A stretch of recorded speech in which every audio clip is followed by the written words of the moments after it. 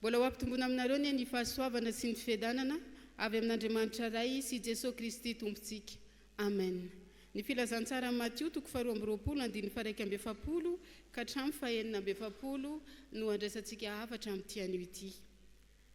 Iarana malala ry havana ny fisina ny antsoina hoe athée. Fantatsika rehetra izany. Ilay tsy mino an'Andriamanitra, tsy mino fisin'Andriamanitra. Fa misy ihany koa ny antsoina hoe athéisme chrétien. Kristianina izy fa athée. Ny foto-kevitra voizin'ireo olona ireo dia misy karazany maromaro.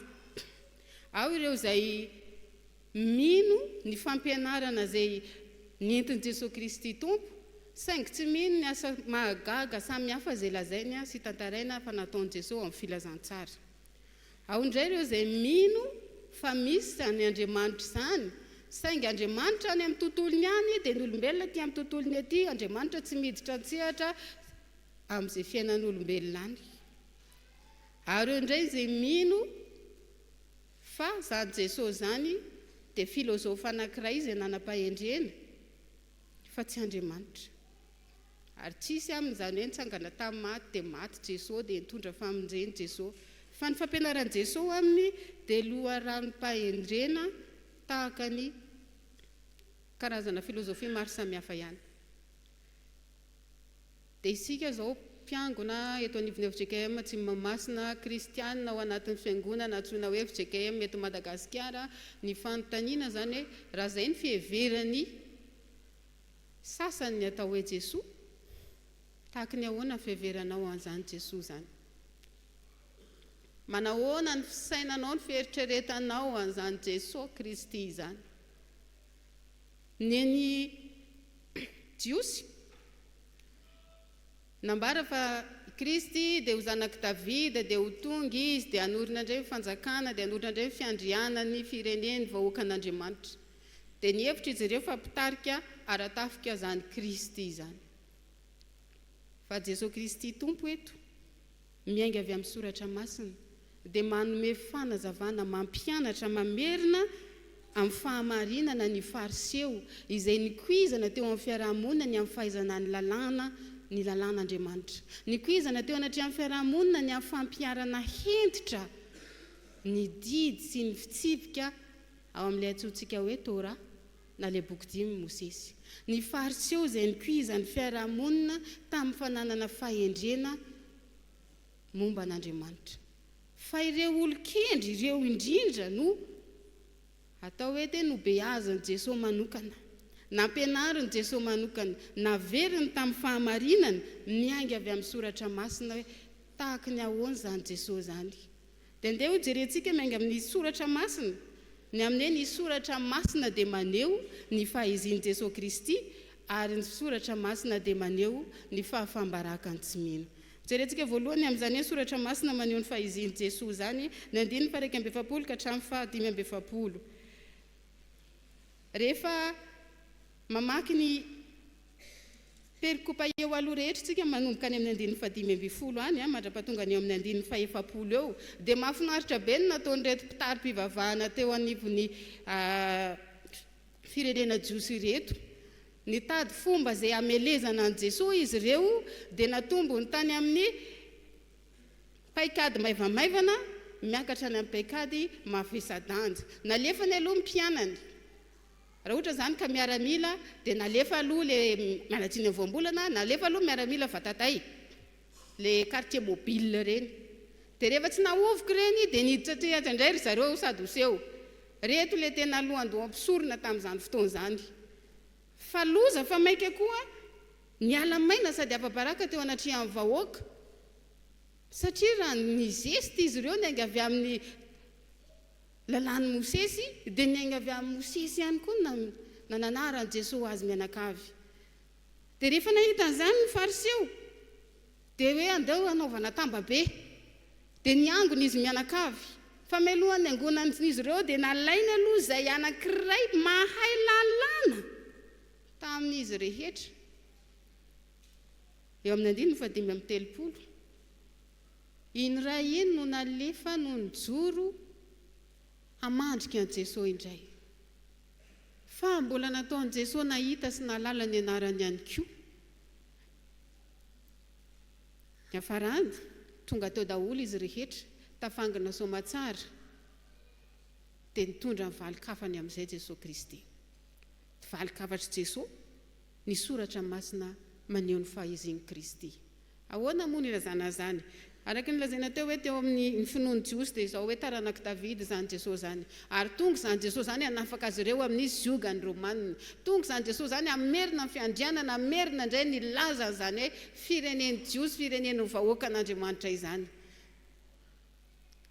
Dia satria izay ny fiheverany, izay ny takany, izay ny fantany, dia nanontany azy Jesosy hoe ahoana ny fihevitrareo amin'ny Kristy? Zanako kiza moa izy? Dia voafandrika izy mianakavy satria dia namaly soamatsara, zanak' Davida. Dia hoy Jesosy taminy koa, nahoana ary Davida amin'ny fanahy manao azy hoe tompo, ka manao hoe Jehovah laza tamin'ny tompoko hoe mipetraha eo an-tanako ankavanana mba ara-panaoko ny fahavalona eo ambany tongotrao. Ny tiany Jesosy ambary dia izao, ahoana ary nilazanareo hoe zanak' Davida i Kristy, kanefa ny fanahy izay manambara fanahy masina, fanahin'Andriamanitra eto no niteny tamin'ny nanindry mandry, nampahafantatra ny Davida tamin'izany fotoana ny resaka ny fanaovan'i Jehovah sy ny tompony Davida io. Misy mpisolo tena tapisaka koa.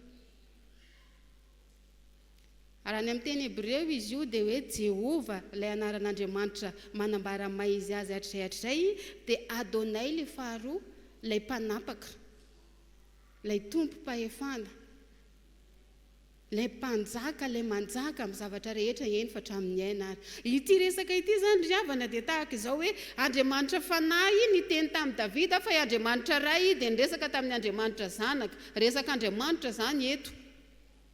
Eo indrindra hoe ahoana nilazanareo fa i Kristy dia zanak' Davida, satria ilay Adonai ilay tompoko eto dia manondro manambara amin'ny Jesosy Kristy. Raha ny tena izy zany amin'ny vanim-potoana ankehitriny tamin'izany fotoana nanontaniany Jesosy an'ity, fa tsy niteny izy hoe zanakiza moa tamin'izany i Kristy, na ho zanakiza moa. Tiany Jesosy ho tonga saina izy mianakavy fa efa manatrika azy ilay tompo, ilay voalaza eto. Saingy tsy takatry ny sainy mpanao reto mpahay lalàna, reto fariseo ireto izany. Ny any fantany dia izao, izany Kristy izany dia ilay mpanjaka, ilay mpanapaka handamina ny raharaham-pirenena eo aminy. Saingy ilay Kristy araka ny soratra masina dia ilay mpanjaka, ilay mpanapaka, ilay tompo, ilay Andriamanitra hitondra ny fanjakany eo amin'izao tontolo izao. Samy hafa ny fieritreretana sy ny fahatakarana. Ny anankiray fanjakany tany, ny anankiray fanjakany lanitra. Riavana malala ao amin'ny tompo. Kristy tahaka ny ahoana ilay andrasantsika? Kristy tahaka ny ahoana ilay andrasanao ho avy? Kristy tahaka ny ahoana ilay sainao, eritreretinao fa maty nanolotra ny aino anao? Raha ohatra ka Kristy taranaka Davida fotsiny ihany, dia ilay Kristy iregle ny olanao samy hafa ranofy eto ambonin'ny tany dia mijanona eo. Fa ilay Jesosy Kristy tenenina eto, ilay Andriamanitra izay hamany loharan'ny olanao, ny fahotana sy ny firongony sy izay mety ho vokany, ilay anome vahaolana maharitra sy mandrakizay ho anao, dia ilay fiainana mandrakizay. Mampiavaka ny Davida sy ny Kristy Jesosy eto, Davida nandatsaka rà antarana ny fanjakan'i Israely tamin'izany fotoana. Fa i Kristy nandatsaka ny rany, nafoy ny rany antarana ny fanjakan'Andriamanitra ety amin'izao tontolo izao mba hahatonga antsika aisana ho velona. Matetika ny anaty vavaka isika dia ny Kristy izay angatantsika, ilay Kristy ampiana vidim-piainana, kanefa ilay Kristy tonga ho azy ho anao, Kristy mangetaheta mafy hanova ilay fari-piainanao, ilay faritra iainana, tsy ny eto an-tany ihany fa ny hatrany an-danitra any. Matetika ilay Kristy andrasantsika dia ilay Kristy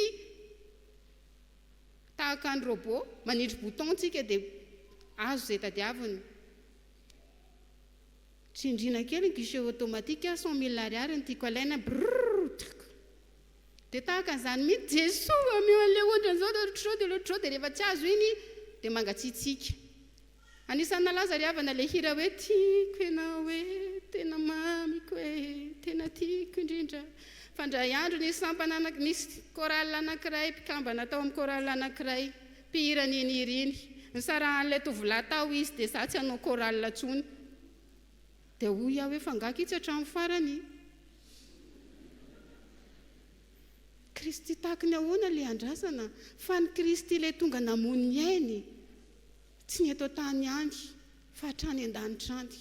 Le Kristy tonga teto ho anao, tsy ny ara-nofinao ny lohalarana aminy, fa ny fandraisanao amin'Andriamanitra ray, ilay Andriamanitra velona, ilay nanome fahavelomana ho anao na tonga anao teto ambony tany ary mbola te hanome fahavelomana ho anao, te hiara iaina aminao hatrany an-danitra any. Fa eritrereto mpivady miady mifandroaka, leo tsy te hita ny tavanao tsony. Dehors. Andriamanitra ninina dalàna ninina gegentsika te hiara-onina amintsika. Mieritreretra tsara ry havana. Mitaraintsika lasa ny karana ny tany lasa ny sonono zao dia tahaka an'ireto jiosy reto mihitsy Jesoa midina tongavana fao firenenay. Ka zany le lohalaharana. Le lohalaharana dia izao sy anao tena le Kristy. Le voalaza eto fe le mitondra amin'ny fanjakany le andrasantsika sy talahotsika. Tena le fifandraisana amin'Andriamanitra nahafatesany teo amin'ny hazo fijaliana ve le imaty matesantsika. Fa ataovy statistika ry havana rehefa mivavaka sika 7 isan-jato mivavaka ataontsika makasika ny ara-nofontsika daholo. 7 isan-jato. Rehefa tsy mihiny dia mody, rehefa tonga ny trano dia ataovy statistika. Dia raha tsy marina dia tonga avandray raha-pitsy miteny tsy marina pastera. Mevery Kristy tahaka ny ahoana fa ny soratra masina eto dia milaza fa le Kristy eto dia le Andriamanitra, ilay zanak'Andriamanitra tonga hiavana aminao ary ampihavana anao. Fa faharoa manaraka izany ry havana ny soratra masina dia maneho ny fahambarakany tsy mihiny. Reto fariseo reto moa zany araka ny hitantsika teo fa hatrany amin'ny voalohany zareo nanao tetikady hamelezana an Jesosy saingy tsy nahomby satria tsy nety nino mihitsy izy Jesosy koa ve dia izay zanaka mpandrafitra ve dia inona koa mba io? Tsy nety mino. Ary na dia efa nilazaina tamin'ny teto ary ny fahamarinana araka ny soratra masina izay voiziny sy ifotorany izy mianakavy dia mbola tsy nino. Dia vokany fahafahambaraka. Zao ny vaky ny 9:7.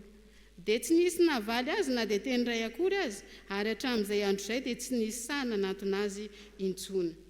Io voambolana hoe tsy nisy nahavaly io dia milaza hoe ny famaliana teo amin'ny tontolo jiosy teo amin'ny tontolo grika sy ny romanina dia mifamatotra amin'ny hoe fanabeazana. Rehefa ny olona iray zany no manakavaly amin'olona anankiray mifanakalo-hevitra dia mitondra mandray anjara fanabeazana n'ilay tontolo misy azy. Saingy rehefa teto ireto fariseo izay manakambara mandrakariva ary miseho azy ho tompon'ny lalàna sy ny tompon'ny fahalalàna ireto dia tsy nanana havaly tsony, tsy isy fanabeazana ho zaraina tsony izy. Fa izy indray raha ny tankina sy ankony. Tsy nisy eto dia voambolana mifamatotra amin'ny hoe dynamis, ilay manambara ny herin'Andriamanitra, ilay fanahy masina. Tsy nanan-kery, tsy nanana ny herin'Andriamanitra reto olo reto. Fa tsy vitan'izany, tsy nisy sahana amin'ny tany. Ny voambolana sady efa matotra amin'ilay hoe fahasahiana mijoro vavolombelona ny amin'ny farisén-dahatra ao ny amin'ny finoana ao. Natoy ny ahoana farisén-dahatra ny fariseo nangina tsy natentsony. Ary ny tena enjana teo imasom-bahoaka ity tantara ity no nitranga. Nahita tao daholo ny rehetra hoe vory zalahy. Tsy nanakavaly tsony. Ny ariary teo ny adalàna dia efa natao tany ambony rehetra tany hamelezana an Jesosy hoe ary retika tsy mahavoa an Jesosy akory. Ry havana malalao amin'ny tompo. Rehefa isika tsy mety mino, rehefa isika tsy mety anarina, tsy mety tenenina, tsy mety ampianarana soratra masina ny amin'Andriamanitra, rehefa isika tsy mety beazina moramora tahaka nanaovana ny reto tarika eo anivo ny fiarahamonina Jesoy reto dia eny masom-bahoaka no velesin'ny tompo. Eny amasim-bahoaka no hiariary ny tsy fahaizana sy ny tsy fahalalana. Anisan'ny zavatra mahafinaritra eo amin'ny fiainana manaraka ady hevitra, fa tsy ady hevitra politika, fa le ady hevitra mahakasika ny resaka ohatra hoe scientifique, filozofika, sy ohatr'izany. Dia nalaza be ity ady hevitra ity asanareo raha mba nanaraka mahakasika ny Richard Dawkins, izay biologiste izy io, dia John Lennox théologienne. Richard Dawkins dia nilaza fa tsy Andriamanitra zany Jesosy zany fa olona ara-tantara fotsiny, olona nisy teo anivon'ny tantara fotsiny. Dia nazavaina Cyprien teo any amin'ny Google any zany izay mbola tsy naheno. Fa amin'izao fotoana ianao rehefa manao fikarohana ianao hoe Richard Dawkins, dia ny voalohany eo dia hoe Richard Dawkins se ridiculise. Satria niainga tamin'ny soratra masiny John Lennox ny namaly azy. Afa-baraka tanteraka ny any sisa manohana azy dia ireo izay mbola mifikitra hatrany amin'ny hoe ny siansa ihany fa tsy isy zany Andriamanitra zany. Fa tsy vitan'izany nisy be dia be fa roa ihany resiko dia nisan'izany hoe Christophe Hitchens zany koa sady mpanoratra izy io no mpanao gazety.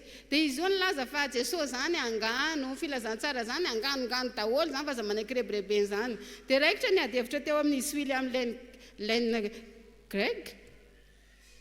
Dia mbola nitovy aminahazo an'ilay Richard Dawkins ihany. Nataony olona fimehezana ny hafarany, riavana malala ao amin'ny tompo, meteza mino fa indray mandeha ihany namonoany Jesosy ny tenany teo amin'ny hazofijaliana, indray mandeha ihany le asa-pamonjeny, indray mandeha tsy miverina. Fa rehefa tsy mino koa isika dia avelan'ny tompo ho afa-baraka eo. Satria isika misafidy ny tsy mino. Rehefa tsy ino isika dia tsy asa ao amintsika ary tsy hitoetra ao amintsika ilay fanan'Andriamanitra, ilay herin'Andriamanitra mampietsika antsika, ilay herin'Andriamanitra mahatonga antsika olona mijoro vavolombelona, olona mijoro amin'ny finoany, olona manaiky an'Andriamanitra. Dia azo antoka ry havana fa rehefa isika no tsy mino sady afa-baraka isika no tsy ho isan'ny fanjakany. Fahatampamaranana ry havana dia anitraterina trany ny soratra masina maneho ny fahiziany Jesosy Kristy. Andriamanitra izy, ilay Andriamanitra te hiavana amintsika, ilay Andriamanitra te hifandray amintsika, ilay Andriamanitra te hanome mihoatra lavitra noho izao hita amin'ny masontsika izao. Fa faharoa ihany koa ny soratra masina maneho fa afa-baraka izay tsy mino. Minona dia amin'ny zavatra farak'izay bitika indrindra eo amin'ny fiainanao ary. Fa rehefa matoky amin'ny kely dia hanapaka amin'ny be. Ho an'Andriamanitra rery ho voninahitra. Amen.